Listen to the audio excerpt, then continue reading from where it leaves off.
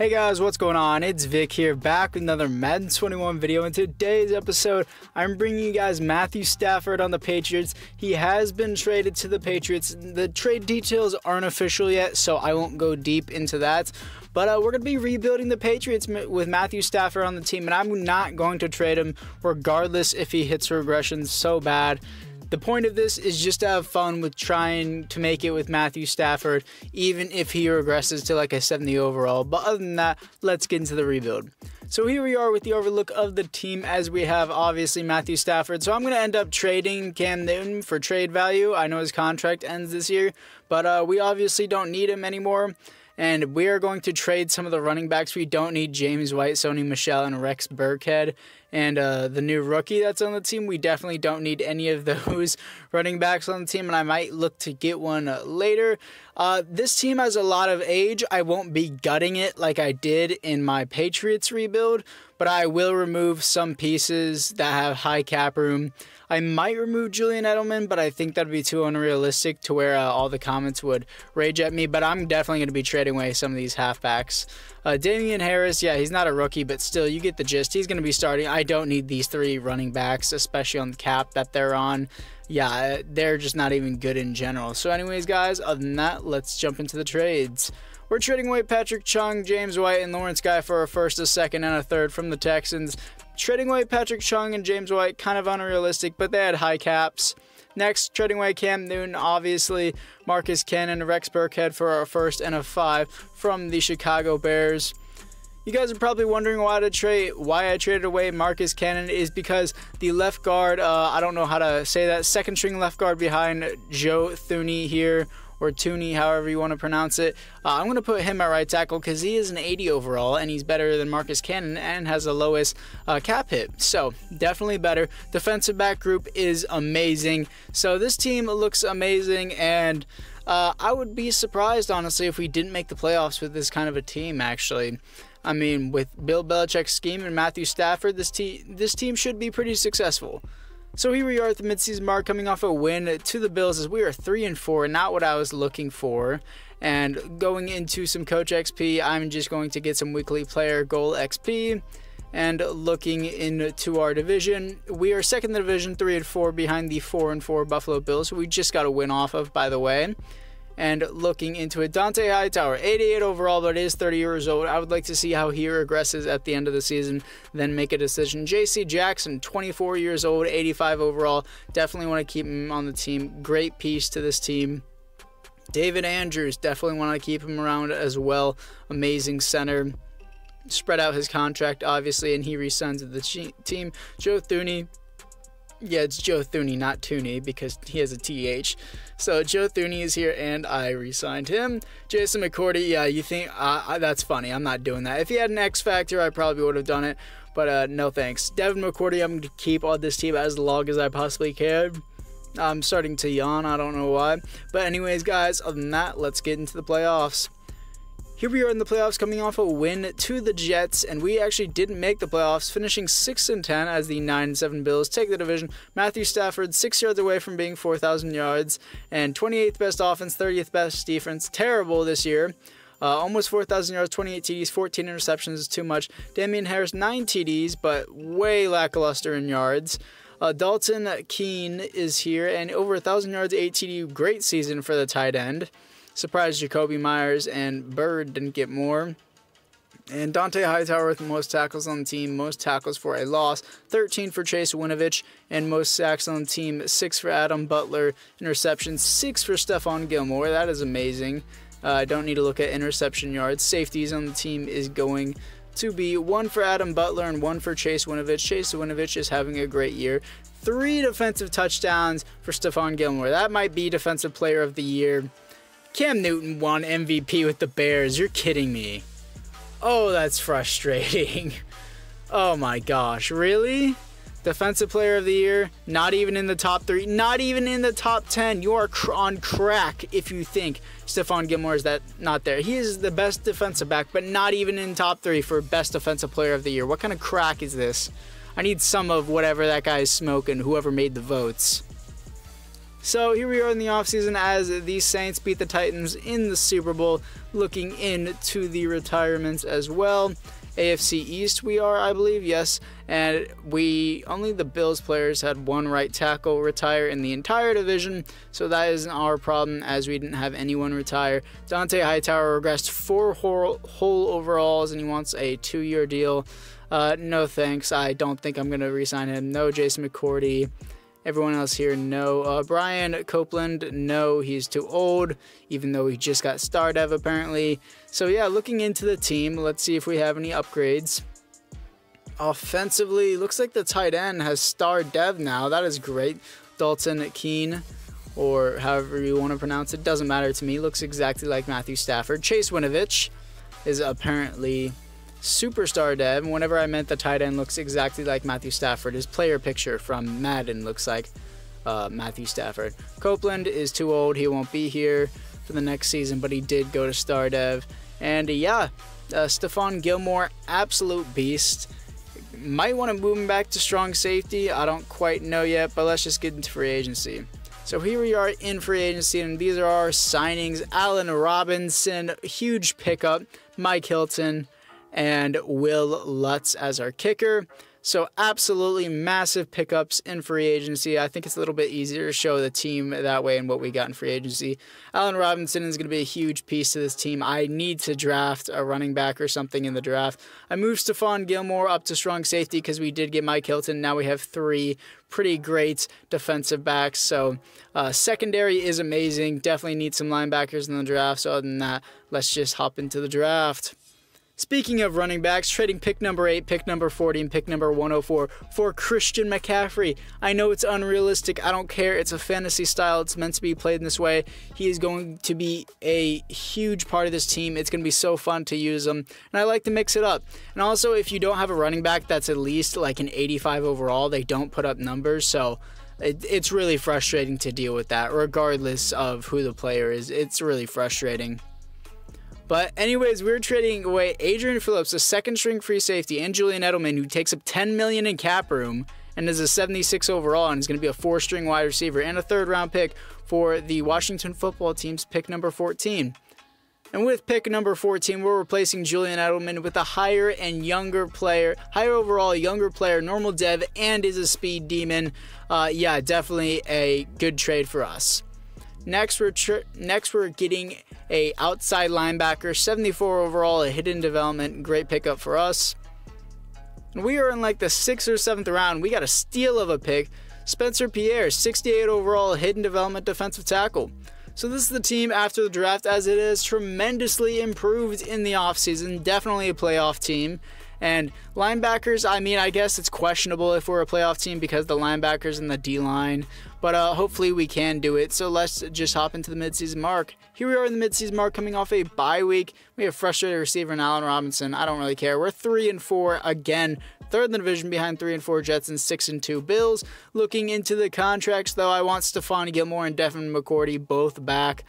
Spread out their contracts, up their salaries, and they do resign with the team, but Stephon Gilmore does. Now, Devin McCourty, I do want back. Spread out his contract, up the salary, and he stays with the team. Sony Michel, no thank you. I don't need you anymore. Jacoby Myers, I don't quite know. I don't quite know if I want you. Only 87 speed. Yikes.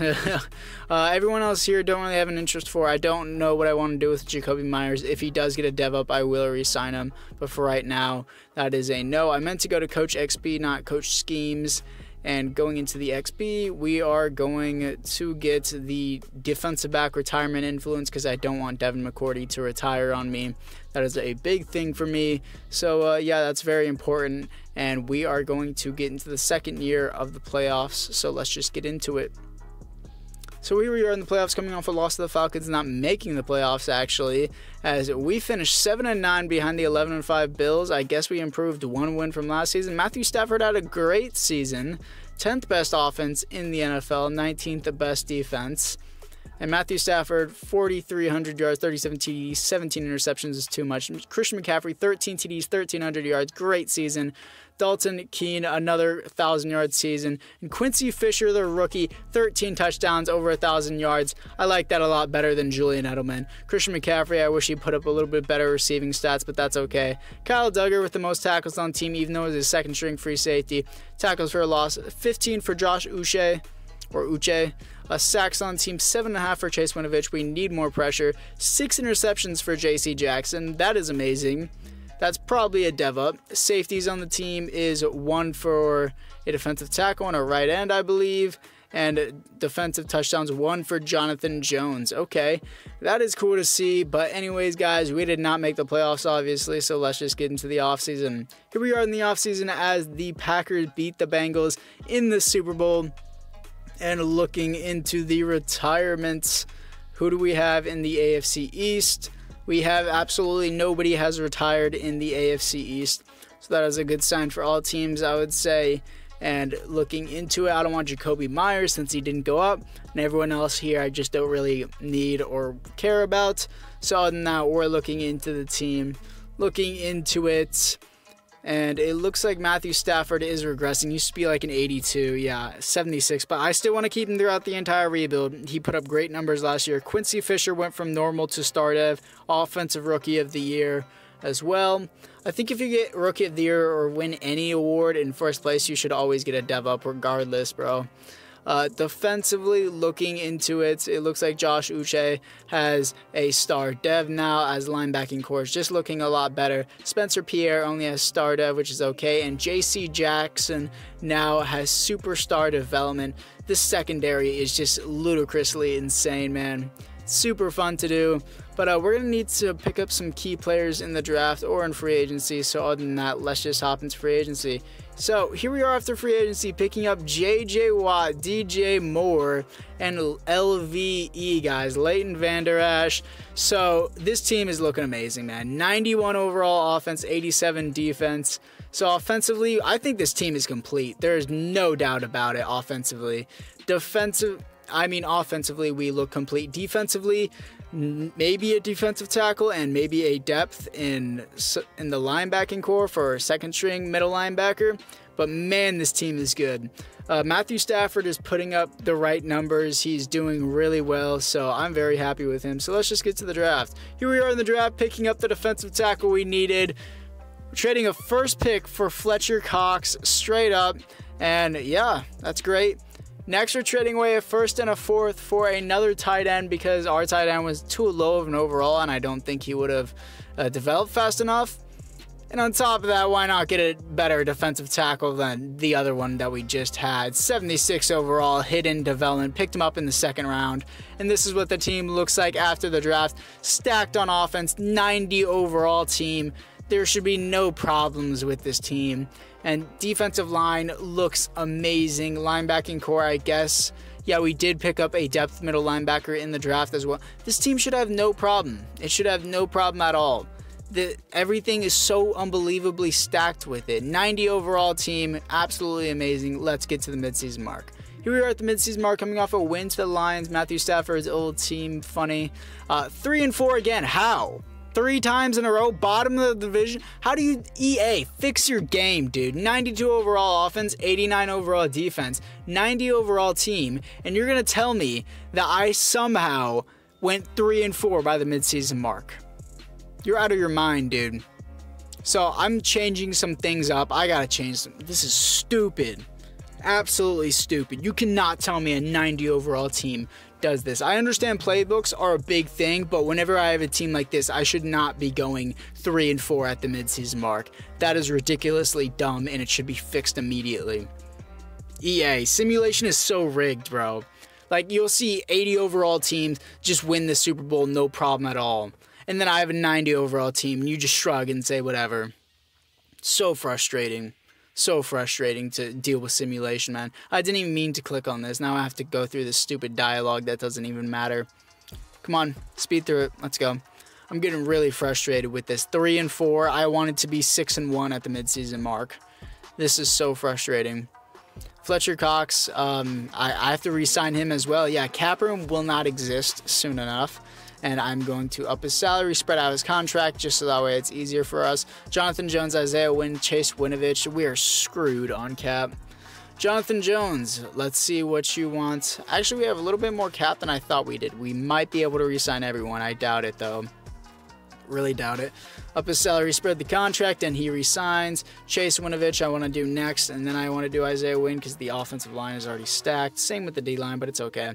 And he resigns. Isaiah Wynn, I want you back as well, and spread out his contract, and we can actually do this. As we get all the players I want back, and do I need this guy? Damian Harris, I don't need, but you know what?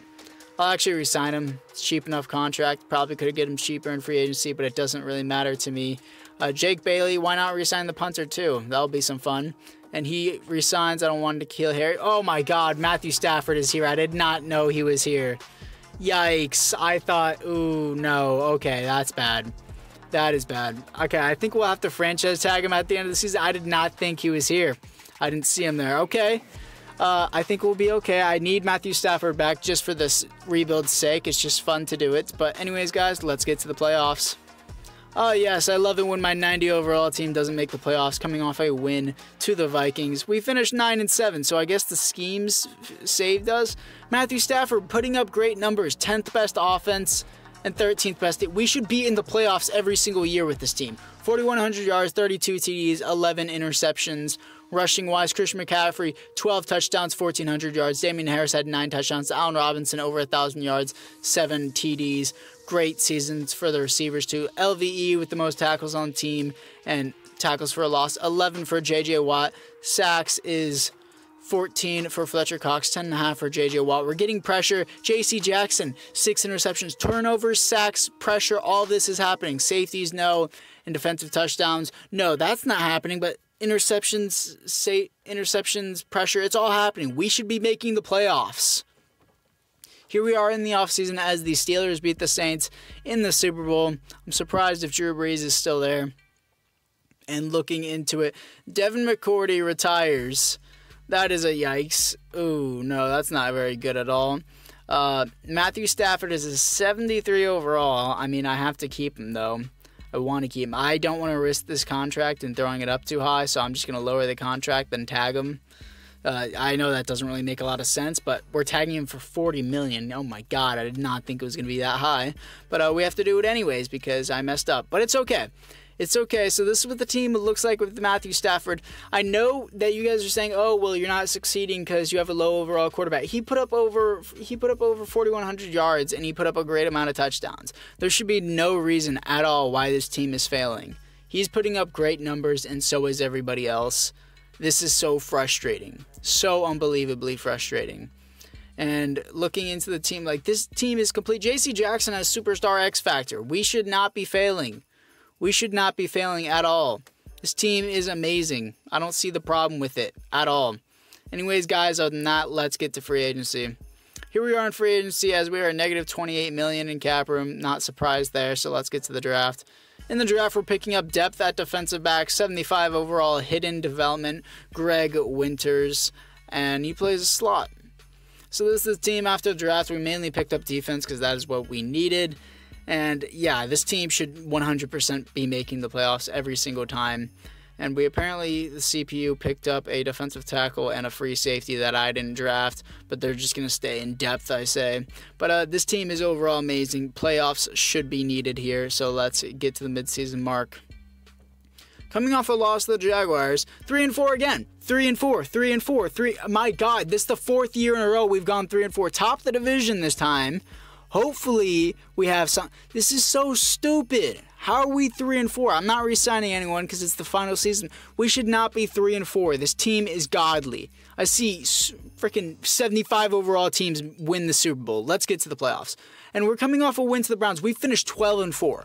What kind of a comeback was that? We were 3-4. We went on an undefeated streak. Let me see the schedule. Hold up. Not the playoff schedule. I need the team schedule. So team schedule, get rid of the preseason.